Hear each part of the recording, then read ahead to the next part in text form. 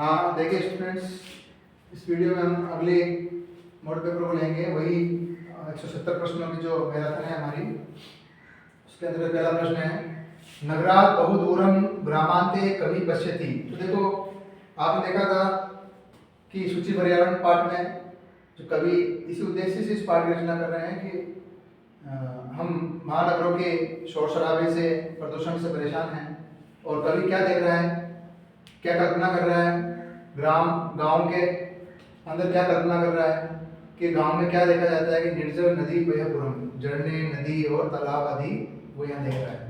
ठीक है, तो ये नगरों के बहुत दूर ग्राम के अंत में है ना, गांव में कवि क्या देखते हैं, निर्जल नदी वयपुरम। ठीक, इस प्रकार के झरने, नदी और तालाब इत्यादि को देखता है ना, ऐसी कल्पना करते हैं। सर्व कार्येषु सर्वदा का बलवती भवति, सभी कार्यों में सभी जगह कौन बलवती है, तो बुद्धि बलवती। बुद्धि सर्व कार्येषु सर्वदा बुद्धि बलवती। धेनुना माता का, धेनु की माता कौन है, तो सुरभि है। संपत्तौ विपत्तौ च एक रूपता, वही वापस रिपीट हुआ है।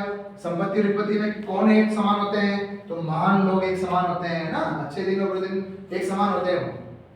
ना तो संपत्ति में अच्छे दिनों में ज्यादा वो प्रसन्न होकर के दिखावा करते हैं, ना ही दुख के दिनों में वो यूं दुखी पतित होकर के बैठ जाते हैं। वो समान भाव रखते हैं, प्रसन्न चित्त रहते हैं महान लोग जो होते हैं, बुद्धिमान जो होते हैं। फिर देखिए उल्लू का काकानुसारेण भवति। अब यहाँ प्रश्न देखो, उल्लू कौवे के अनुसार कैसा है। इस पाठ में कौवा उल्लू को वन का राजा बनाना चाह रहा है, तो उस समय कौवा उल्लू को सर्वगुण संपन्न बताता है। क्या बताता है, सर्वगुण संपन्न बताता है। वैसे कौवा है क्या, रौद्र है, उग्र है, क्रूर है। तो वैसे तो देखो रौद्र स्वरूप है उसका काकानुसारेण। ठीक है, कौवा उस उल्लू को रौद्र बता रहा है या सर्वगुण संपन्न बता रहा है। कौवा सर्वगुण संपन्न नहीं बता रहा है।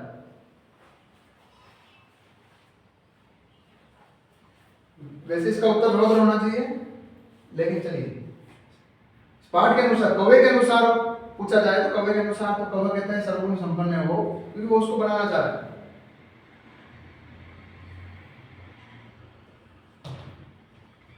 चित्ते वाची अवकर्ता भवेति। देखो आप क्या है, अवकर्ता यदि चित्ते वाची तथा, यदि कुटिलता अगर आपके चित्त में है तो निश्चित रूप से आपकी वाणी में भी आएगी। यानी हम जैसा सोचते हैं, विचार रखते हैं, वैसे हमारी वाणी भी हो जाती है। ठीक है, तो ऐसा महान लोगों का क्या है, समान रूप से कथन है, समत्व रूप से कथन है। ऐसा महान लोगों ने समान रूप से कहा है। ठीक है, तो यहां पर क्या होगा, समत्व। विस्फोटे अपि भूकंपो जायत इति कथयन्ति। तो विस्फोटे अपि भूकंपो, विस्फोटन से अंदर जो प्लेटें हैं हमारी, उसके विस्फोट से भूकंप उत्पन्न होता है, तो कथयन्ति कहते हैं। तो यहाँ कथयन्ति का अर्थ क्या है, तो कथयन्ति का मतलब वदन्ति। ठीक है, फिर देखो व्यरचि यदा व व्यरचि भवता या तौरस्य पुष्टि। देखो फिर आ गया उसी माली के लिए आया है, किसान के लिए आया है कि तुमने इस तरोवर की जो पुष्टि करी है, इस वृक्ष की जो पुष्टि करी है, ठीक है ना। यहाँ पर व्यरचि, तो व्यरचि क्या है, पुष्टि कृता, पुष्टि की है। ठीक है, व्यरचि क्रिया है और यहाँ पर अर्थ हो गया इसका कृता, ये ध्यान रखें। अब देखो पंडितः जना, तालव्य अक्षर आ गया, तालव्य वर्ण आ गया, लेकिन उससे यहाँ विसर्ग आ गया, तो निश्चित रूप से विसर्ग संधि ही करनी है। तो अब यह विसर्ग संधि में होगा क्या, यहाँ पर विसर्ग किस में आया, अ में। जब भी विसर्ग अ में आता है तो वहां उत्तु संधि एप्लीकेबल होती है। यदि बाद में क्या नहीं हो, पहला, दूसरा और स और स, तीनों प्रकार के स वहां ये नहीं होने चाहिए। तो देख लो नहीं है, तो यहाँ पर क्या हो जाएगा, उत्तु संधि हो जाएगी। तो क्या हो जाएगा, पंडितो जनः। इसका स उत्तर हो जाएगा पंडितो जनः। ठीक है,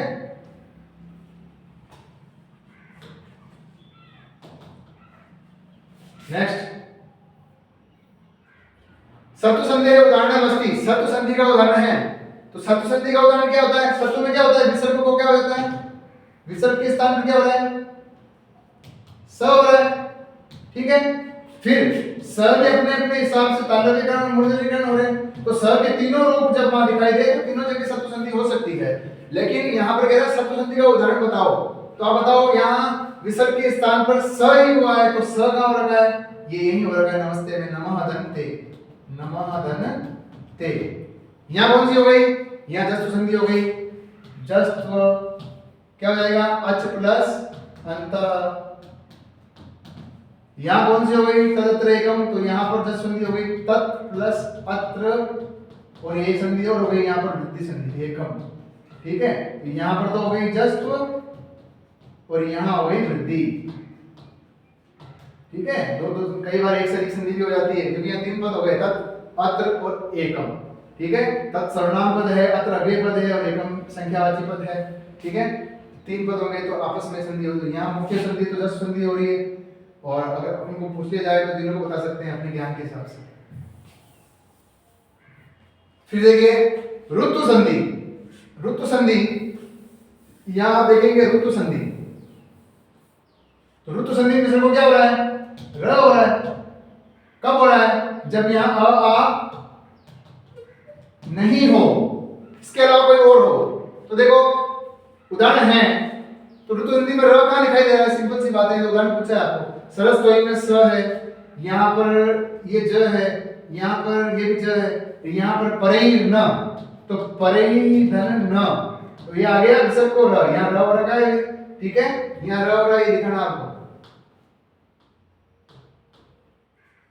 तो इसका एग्जांपल हो गया परई न। अच्छा, ये किसका हो गया? ये सप्तमी संधि का हो गया, सरहदन। तो ये किसका हो गया? तो ये आपका च्युत संधि का हो गया, तालव्यकरण। देखो कश्चित त को ज हो गया, तालव्यकरण हो गया। ये भी किसका हो गया?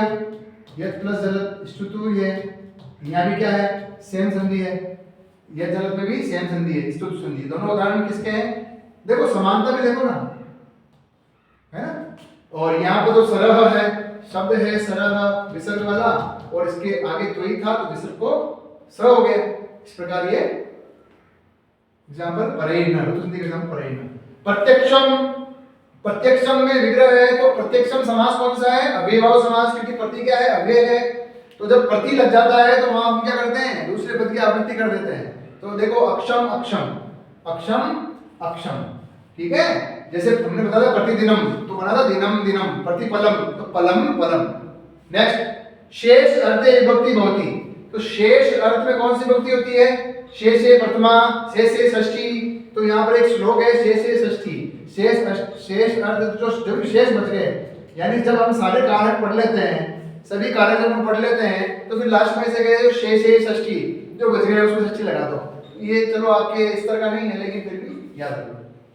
अधिकरण कारके विभक्ति भवति, तो अधिकरण में कौन सी विभक्ति होती है? अधिकरण में सप्तमी विभक्ति होती है।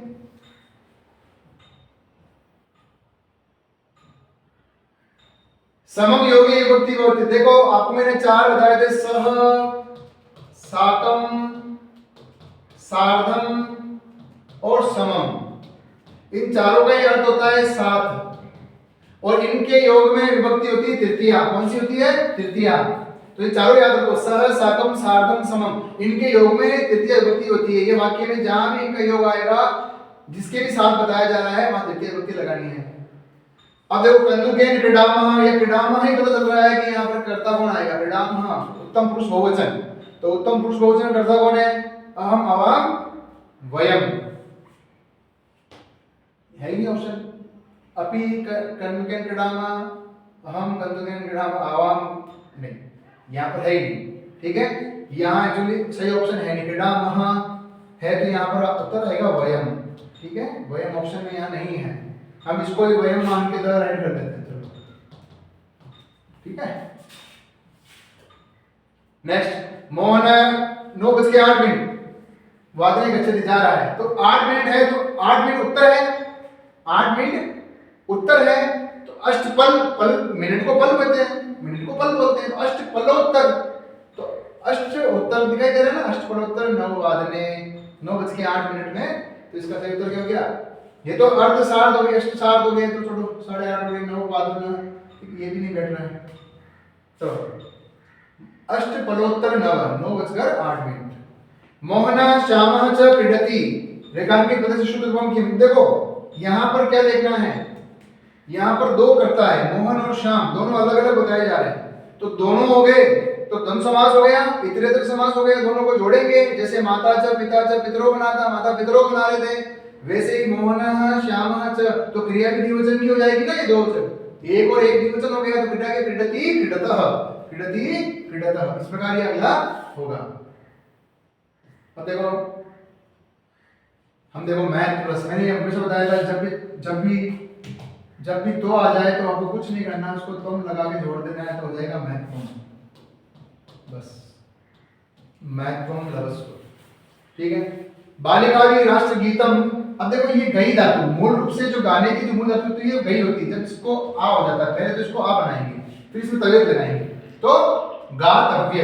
अब गातव्य के साथ क्या गा रहे हैं, किसके लिए आ रहा है, राष्ट्रगीत के लिए आ रहा है, नपुंसकलिंग है तो क्या हो जाएगा गातव्यम, क्या हो जाएगा गातव्यम।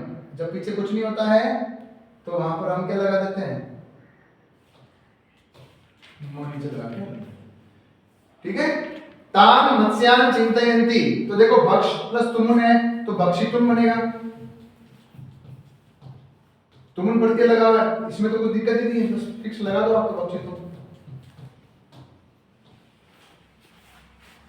इस प्रकार ये पूरा हुआ।